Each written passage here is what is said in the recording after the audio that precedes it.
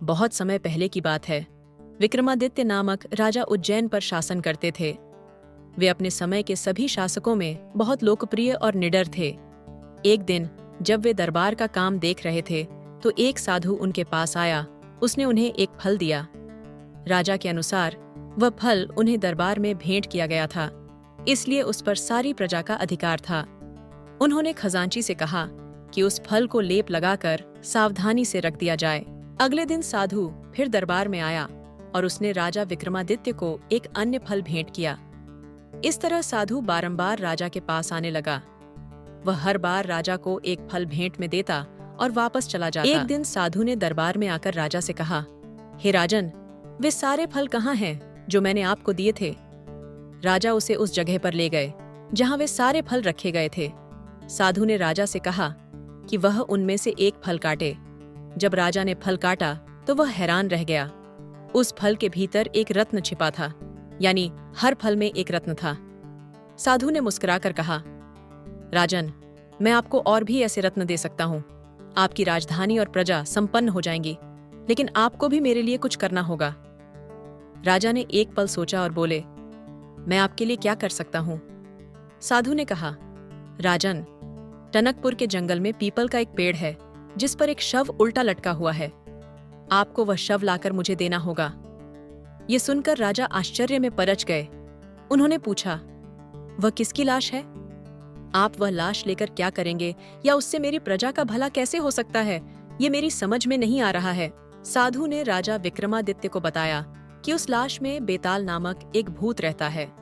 राजा ने कहा, अपनी प्रजा के कल्याण के लिए मैं वह शव लाकर तुम्हें अवश्य दूंगा। साधु ने कहा, आप अगली अमावस्या को इस काम के लिए निकल सकते हैं। मैं अपने आश्रम में आपका इंतजार करूंगा।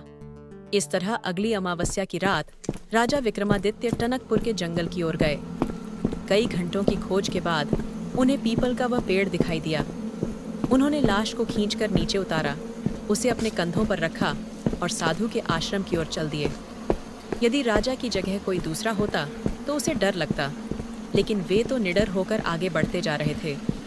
वे बहुत वीर थे। जब भी प्रजा की भलाई का कोई काम होता तो वे कभी पीछे नहीं हटते थे। उनकी इसी खूबी के कारण प्रजा उन्हें बहुत चाहती थी। जब राजा विक्रमादित्य थोड़ी दूर पहुंच गए तो उन्हें एक आवाज़ सुनाई दी। लाश में रहने वाला बेताल भूत उनसे बातें कर रहा था। तुम कौन हो और मुझे कहाँ ले जा रहे हो? राजा ने बताया, मैं उज्जैन का राजा विक्रमादित्य हूँ। मैं तुम्हें अपने साथ ले जाने आया हूँ। बेताल ने उनसे पूछा, तुम क्यों ले जाना चाहते हो? तुम्हें मेरे बारे में किसने बताया? राजा ने जवाब दिया, एक साधु ने मुझे तुम्हारे बारे में बताया है। उसे तुम्हारी ज़रूरत है। लेकिन तुम कौन हो? बेताल ने कहा, राजा विक्रम, मैं तुम्हारे साथ चलने को तैयार हूँ, लेकिन मेरी एक शर्त है। राजा ने कहा कि वह अपनी शर्त बताए। बेताल बोला, मैं समय बिताने के लिए तुम्हें एक कहानी सुनाऊंगा। तुम अपनी मंजिल पर पहुंचने से पहले अपने मुंह से एक भी शब्द नहीं निकालना। अगर तुम रास्ते में बोले तो मैं उड़कर वापस पीपल के पेड़ पर पहुंच जाऊंगा। फिर तुम्हें दोबारा वहां तक वापस जाना होगा और उसी तरह मुझे अपने कंधों पर लाद कर लाना होगा। राजा ने पूछा, तुम मेरे साथ चलने से इनकार नहीं करना? भले ही तुम 1000 बार वापस चले जाओ, मैं तुम्हें हर बार लेने आऊँगा। मैंने साधु को वचन दिया है और मैं अपने वचन से पीछे नहीं हटता। बेताल ने राजा की बात मान ली। वह बोला, राजन, मैं जानता हूँ कि तुम एक न्यायी और प्रजापालक राजा हो। अब तुम मेरी कहानी ध्यान से सुनो। कहानी सुनने के बाद तुम्हें मेरे प्रश्नों का उत्तर भी देना होगा। अगर तुमने उत्तर नहीं दिया तो मैं तुम्हारे सिर के टुकड़े टुकड़े कर दूंगा। राजा विक्रमादित्य ने कहा, बेताल, तुम जानते हो कि सत्य की हमेशा जीत होती है। मैं अपना वचन नहीं तोड़ूंगा। मैं तुम्हारी कहानी सुनने को तैयार हूँ। बेताल बोला, मैं तुमसे यही उम्मीद रखता हूँ कि तुम अपना वचन अवश्य निभाओगे। इतना कहकर बेताल अपनी कहानी सुनाने लगा।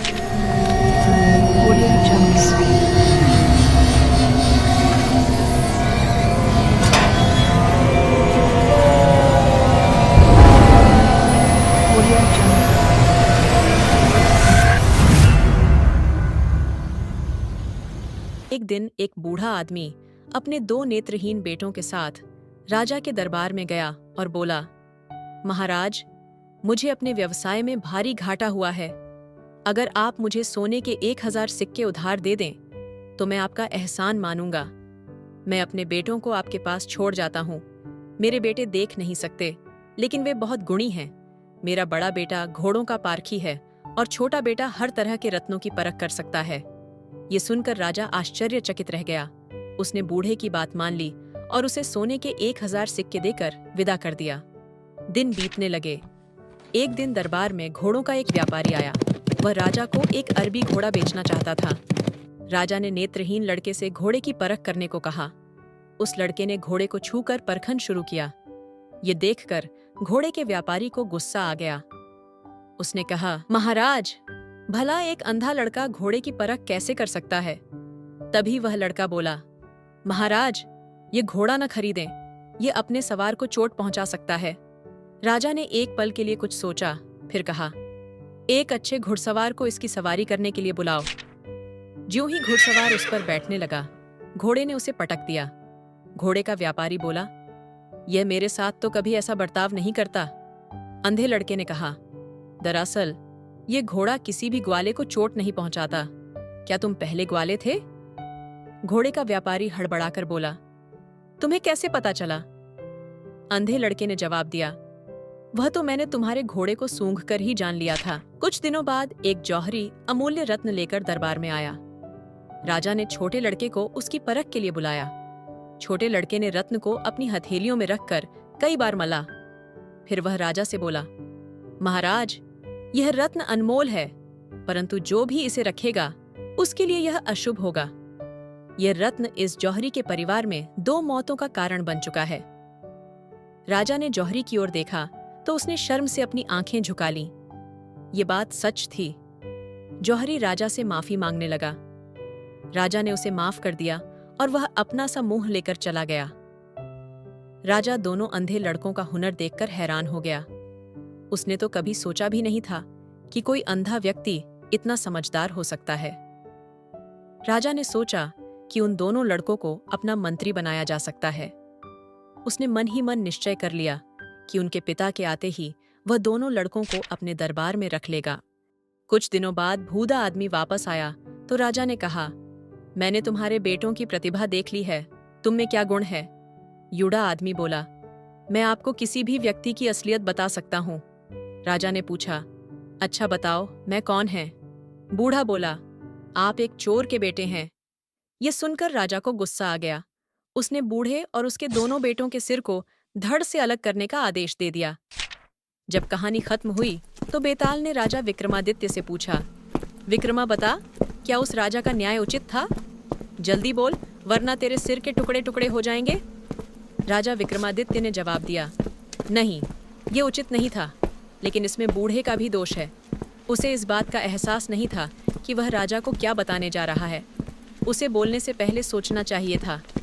बेताल बोला, राजा विक्रमादित्य, तुम्हारा उत्तर प्रशंसनीय है, लेकिन तू बोला, इसलिए मैं वापस जा रहा हूँ।